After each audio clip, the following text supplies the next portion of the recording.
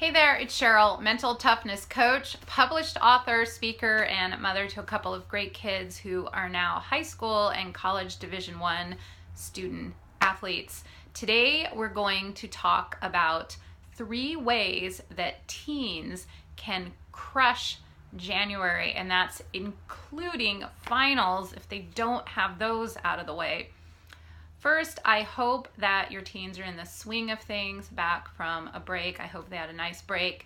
And I'm going to provide some New Year's tips so teens can be sustainable high performers. And the emphasis is on sustainable so they can keep up that great momentum until the final stretch, the end of the school year. But the habits that they have now in January are really going to matter.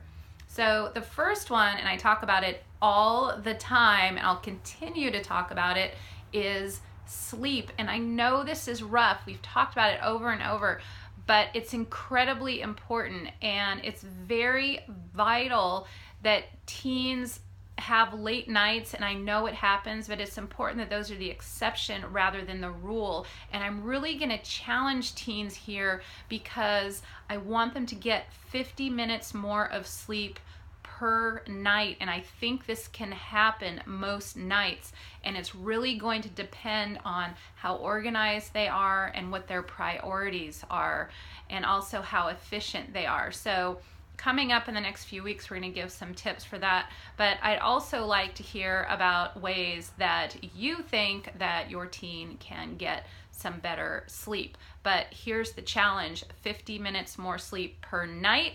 And if you are a parent or a coach, I am challenging you to do the same, assuming you are not getting a minimum of 7 hours. And if you are, let's go for 7 hours and 50 minutes. All right, so the challenge for sleep, 50 minutes more per night on most nights, super important. The second thing that teens can do to crush January and beyond is to be still. Now, we recently talked about being still and present before an important event, but now I really want to challenge teens to be still 3 times a day. The reason being is, if you think about it, teens are in school all day, then they study for many hours, and many times they're practicing their sport. So those neurons are firing all day long and most of the way through the night, and it's exhausting. It takes a lot of fuel to think for those neurons to send neurotransmitters back and forth, back and forth. So it's very important that teens are still a couple times a day to give their brains and their neurons just a rest so they can recharge. And I know it takes a little bit of time, but it'll actually help them be more efficient and more productive. So here's the challenge for this one. I like teens, when they get up in the morning, preferably they should be up and out of bed, but if it's cold or they want to stay in bed, that's fine too.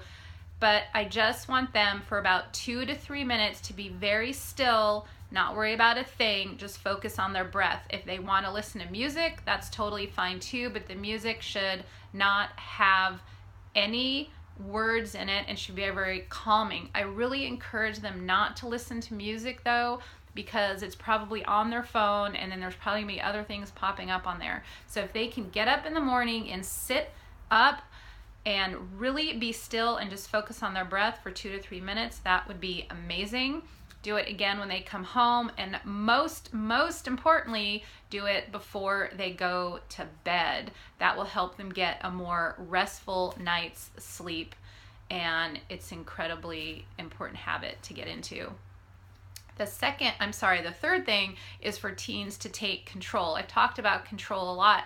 Those of you who have been following me for a while understand the concept that teens get most anxious and worried when they don't have control. In other words, when they don't have control over what's on a test or how difficult it's going to be, or they don't have the control over an outcome of an athletic event. So that can be a little nerve-wracking.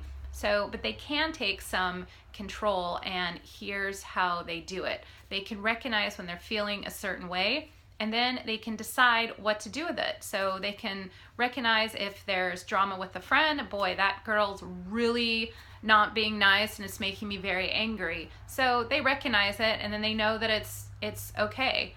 So in other words, they can accept it and be in peace with it rather than be very angry and emotional about it. So they're really choosing how much emotional energy to put into something that's perceived as negative. Hopefully that makes sense. So they're recognizing, and again, they can release it. That person's not being nice. I don't like that. Or this test is making me very worried and I don't like the way I feel. Understand that it's okay, and then make an effort to release it. And that is, again, of course, by taking a nice deep box breath, or more likely 2 or 3. And then finally, once they're calm and kind of back into the present, set a strategy for what do they need to do. Do they need to take a quick break? Do they need to call a friend and get help? Do they need to study a certain thing? Or if it's a competitive event, what is the most important thing that they need to think about in order for them to play their best? So them taking control is very important, and them making decisions about how much emotional energy they're going to place on something and how they're going to recover and make progress. In other words, them learning the skills to be resilient. So here's a quick reminder. On Thursday, I'm going to coach this content live on Facebook at 9:30 a.m. Pacific time. It's going to be live and interactive. Have your questions ready. We'll have a little bit of bonus material in there as well. Thanks so much for listening and reading. I look forward to seeing you live on Facebook, 9:30 a.m. Pacific time.